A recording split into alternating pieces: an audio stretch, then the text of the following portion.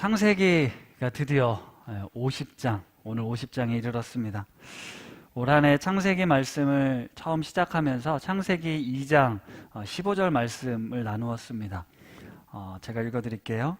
여호와 하나님이 그 사람을 이끌어 에덴 동산에 두어 그것을 경작하며 지키게 하시고, 이 말씀을 나누면서 나에게 맡겨주신 에덴 동산, 나를 이끌어주신 에덴 동산을 경작하여 지키는 한 해가 되자, 개인적으로도 또 가정에서도 그리고 직장과 교회에서 하나님의 나라를 만들어 가자. 그래서 이제 하나만이라는 표어를 잡았습니다. 우리는 창세기 말씀을 통해서 믿음의 조상들의 이야기를 살펴보았고요. 아브라함을 통해서 아브라함을 부르셔서 모든 민족의 복이 되라 말씀하시면서 의와 공도를 행하는 삶, 그것을 ጼ다카와 미슈파트를 행하는 삶이라고 말씀을 드렸습니다. 우리가 ጼ다카와 미슈파트, 의와 공도를 행하며 이 땅을 살아가는 것이 바로 하나님의 나라를 만들어가는 삶이고, 내가 과연 할 수 있는 것이 무엇일까? 이 세상에서, 가정에서 내가 의와 공도를 행하며 살아갈 것이 무엇인가를 생각해 보는 것, 그것이 우리 성도님들에게 주어진 과제입니다. 창세기 50장 말씀은 야곱의 죽음, 그리고 형들을 용서하는 장면, 그 다음에 마지막 요셉의 죽음 이야기로 마무리가 됩니다. 요셉이 아버지 야곱이 죽자 아버지 야곱의 시신이 부패하지 않도록 향으로 처리하는 데 40일간을 사용합니다. 그리고 애굽 사람들과 함께 70인간, 무려 70인간을 애곡을 하는데요. 역사 기록에 보면 바로 왕을 위해선 72일을 애곡했다고 나옵니다. 그러니까 총리 요셉의 아버지를 위해서도 70일을 곡했다는 건 이 사람이 보통 사람이 아니라는 의미입니다. 재미있는 것은 요셉이 이렇게 총 110일간의 장례 기간이 지난 후에 바로 왕을 찾아가서 양해를 구하는데요. 아버지를 고향 땅 가나안 땅에 묻겠다라고 하는 것입니다. 바로 왕이 허락을 해서 애굽의 모든 신하들, 원로들, 그리고 요셉의 가족들, 그 뒤를 따르는 병거와 기병이 큰 떼를 이루어서 가나안으로 이동합니다. 그리고 가나안 땅에 도착해서도 또 7일간을 애곡하며 장례를 치릅니다. 가나안 땅의 모든 사람들이 이 거대한 장례 행렬을 보았다라고 기록하고 있습니다. 그래서 애굽 사람들의 큰 애통이라고 이름하면서 아벨 미스라임이라는 이름을 붙여줍니다. 이 장례식은 국장이었습니다. 그 장례식의 규모가 어마어마했습니다. 요셉은 자신의 아버지를 위해 자신이 할 수 있는 최고의 능력을 동원해서 아버지 야곱의 장례를 치르는데요. 그렇게 수많은 사람들이 가나안 땅, 야곱이 묻힌 곳으로 갔을 때 그곳은 가나안 막벨라굴의 아주 조그만 가족묘였습니다. 그 많은 사람들이, 그 거대한 행렬이 조그만 막벨라굴에 머물러 있는 걸 한번 상상해 보십시오. 장례에 참여했던 사람들은 무슨 생각을 했을까요? 문득 여러분, 이집트 하면 대표적인 건축물이 뭡니까? 피라미드잖아요. 피라미드가 생각이 났어요. 야곱도 아버지를, 그리고 자신을 그 거대한 피라미드로 무덤을 삼았어도 전혀 문제가 되지 않았을 그런 지위에 있는 사람이었습니다.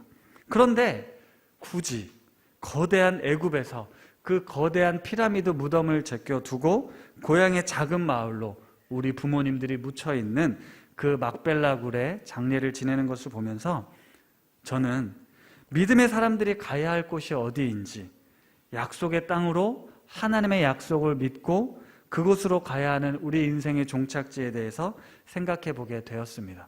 요셉 역시도 죽은 이후에 자신의 시신을 가나안 땅으로 데려가라는 유언을 남기고 죽게 됩니다.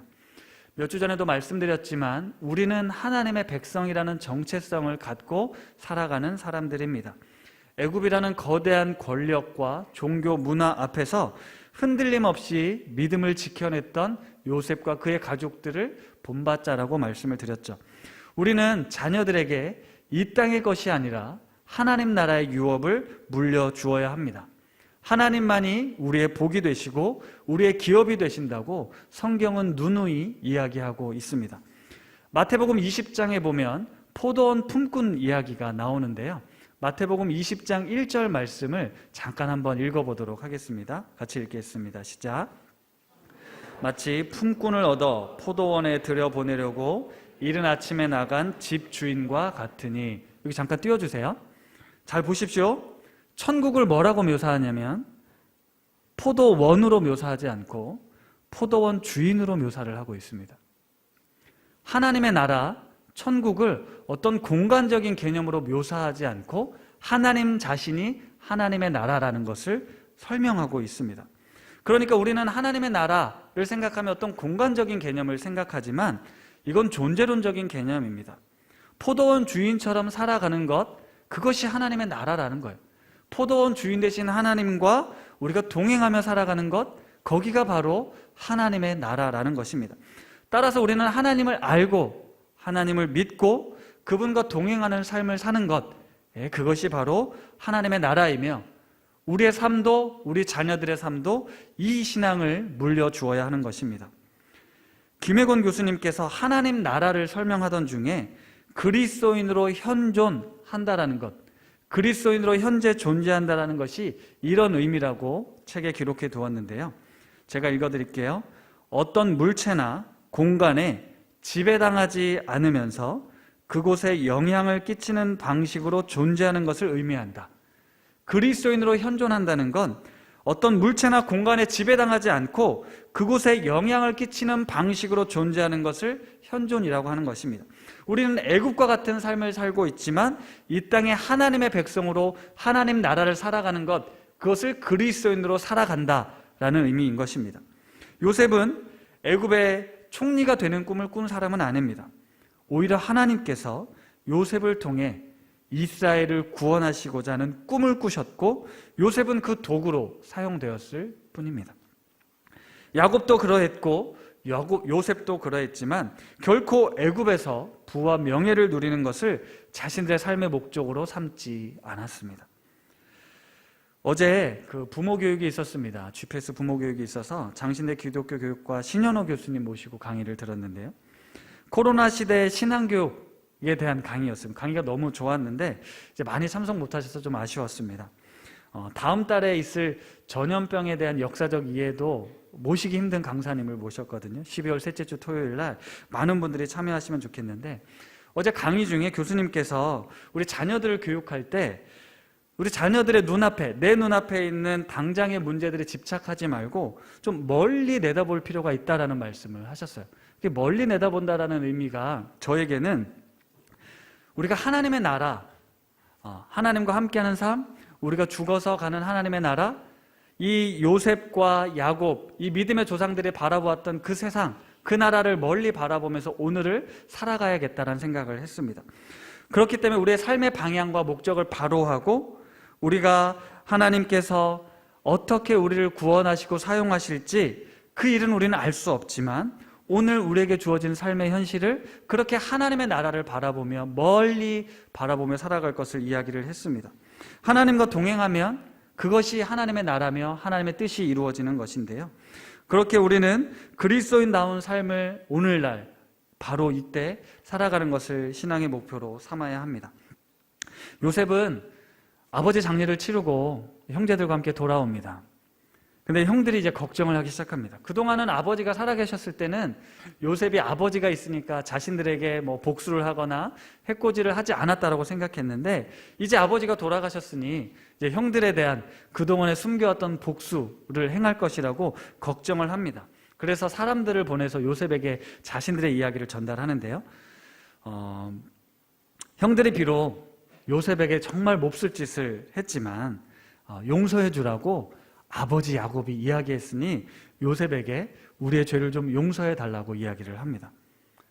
이 이야기를 들은 요셉이 울고 있습니다. 요셉은 형들의 이런 이야기를 듣고 왜 울었을까요? 그것도 모자라서 형들이 직접 요셉을 찾아와서 엎드리고 우리는 당신의 종입니다 라고 이야기를 하면서 자신들을 용서해 달라고, 종으로 써달라고 이야기를 합니다. 이런 형들을 보면 요셉의 마음은 어떠했을까요? 돌아온 탕자 이야기의 아버지의 마음이 생각나지 않으십니까? 창세기 45장 7절 8절 말씀 있는데요, 이 말씀 같이 한번 읽어보도록 하겠습니다. 시작.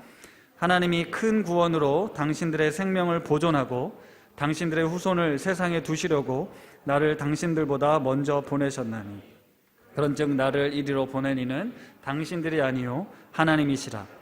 하나님이 나를 바로에게 아버지로 삼으시고 그 온 집의 주인 삼으시며 애굽 온 땅의 통치자로 삼으셨나이다. 아멘. 45장에 이미 요셉이 형들에게 자신의 정체를 밝히면서 했던 말이에요. 걱정하지 마십시오. 자책하지 마십시오. 형님들, 하나님께서 우리를 구원하려고 저를 먼저 이곳으로 보내신 겁니다. 분명히 이렇게 고백했어요. 그렇게 아버지를 모셔왔습니다. 애굽으로 데려와서 17년간을 잘 살았어요. 그런데도 형들은 요셉이 자신을 용서하지 않고 분노를 품고 있다고 착각을 한 거예요. 이게 우리 모습입니다. 우리는 하나님의 완전한 용서를 받은 사람들이에요. 이건 우리의 행위, 내 모습으로 용서를 받는 게 아닙니다. 전적인 하나님의 구원이고 은혜입니다. 그런데 우리는 그걸 믿지 못하고 자꾸 자책감에 빠지고 좌절감에 빠지고 내가 정말 구원받았을까? 내가 정말 하나님의 백성이 맞나? 이런 걸 의심하게 된다는 거죠. 꼭 우리 모습이 이 형들의 모습과 같습니다. 그래서 요셉은 이런 형들의 모습을 보고 죄책감에서 헤어나오지도 못하고 이미 다 용서해 드렸는데, 하나님께서 용서하셨는데 내가 무슨 잘났다고 용서를 안 하냐 이러면서 불쌍해서 눈물을 흘려요. 하나님께서 이미 용서하시지 않았습니까? 두려워하지 마십시오. 내가 어찌 하나님을 대신하겠습니까? 당신들은 나를 헤아려 했지만 하나님은 그것을 선으로 바꾸사, 하나님은 그것을 선으로 바꾸시는 분이십니다 라고 고백하고 있는 거예요. 이것은 위대한 신앙 고백이에요.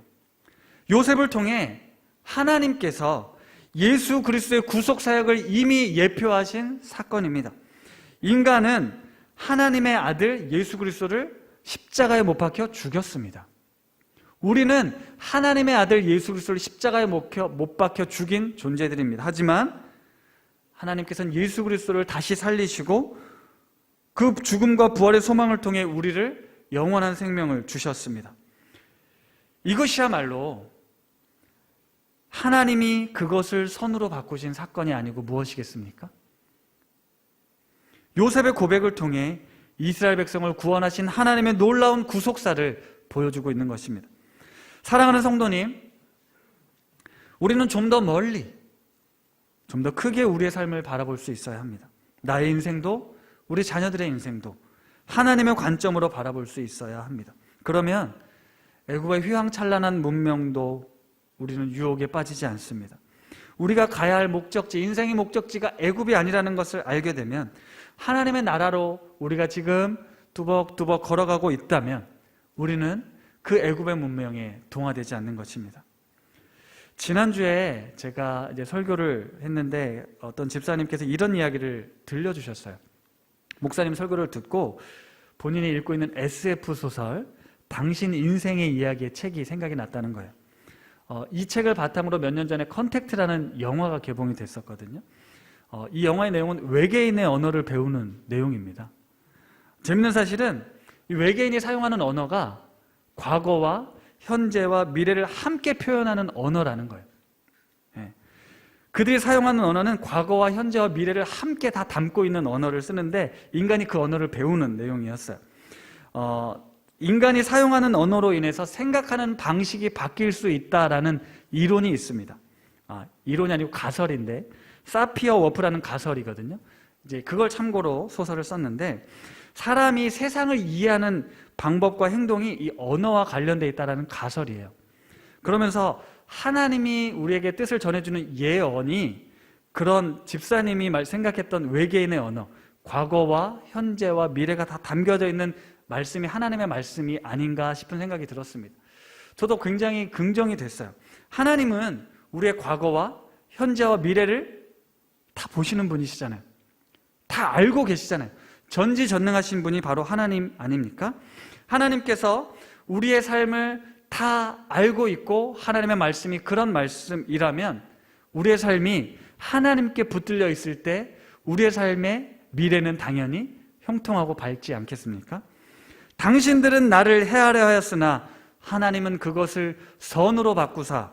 이 고백은 요셉이 종살이 할 땐 절대로 할 수 없는 고백이에요. 요셉이 감옥에 있을 땐 절대 할 수 없는 고백입니다. 훗날 총리가 되고, 그때도 몰랐죠. 형제들을 만나면서 하나님께서 나의 이 아픈 과거가 그것을 이렇게 선으로 바꾸시는구나, 하나님이 그때 보여줬던 꿈이 이렇게 성취되었구나라는 걸 요셉은 알게 되었다는 거죠. 그러면 오늘 이 말씀을 보는 우리들은 하나님께서 이 모든 역사를, 이 과거와 현재 미래를 보고 계셨고 하나님의 선하신 뜻 가운데 인도하시는구나 라는 걸 우리는 깨닫게 되는 겁니다. 그러면 우리가 예수를 믿고 교회를 다니면서 하나님을 믿는데, 우리는 이 내 눈앞에 있는 문제들, 나의 존재, 우리의 현실들을 바라보면서 하나님이 정말 살아계시나? 하나님이 정말 나와 함께 하시는가? 내가 정말 구원을 받았을까? 끊임없이 의심하고 또 두려워하잖아요. 또 다른 사람들을 바라보면서도 함부로 판단하고 비판합니다. 그러니까 하나님의 이 놀라운 구원 계획을 어떤 우리 인간의 수준으로 떨어뜨리는 거예요. 우리 인간이 이해할 수 있는 수준으로 떨어뜨리는 거죠. 그런데 이 요셉의 사건, 요셉의 스토리를 보면서 하나님이 이 모든 것을 함께 보고 계셨기에 오늘 현재 그 미래를 말씀하시는 거 아니겠습니까? 우리가 그렇기 때문에 우리의 삶의 현재가 아니라 하나님을 믿는 믿음으로 우리의 삶을 바라볼 때 우리는 소망을 품을 수 있게 되는 거예요. 그리고 우리의 삶을 감사함으로, 행복함으로 살 수 있게 되는 겁니다.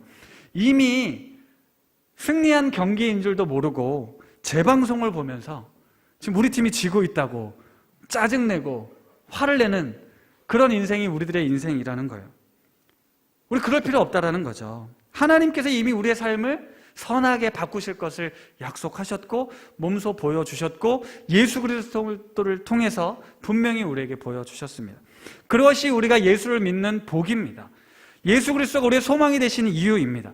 전능하신 하나님께서 우리의 삶의 주인이 되시고 아버지가 되시기 때문에 우리는 복된 인생인 것이죠. 창세기를 통해 우리에게 들려주신 이 놀라운 하나님의 구원 역사, 인간의 이성과 합리성을 뛰어넘는 하나님의 놀라운 은혜의 이야기, 이스라엘 민족을 구원하던 12지파들 아시잖아요. 별 볼 일 없는 사람들이었다는 것. 그러나 그들을 선택해서 하나님의 백성으로 하나님이 다스리시는 이스라엘이라는 나라를 만들어 주셨습니다.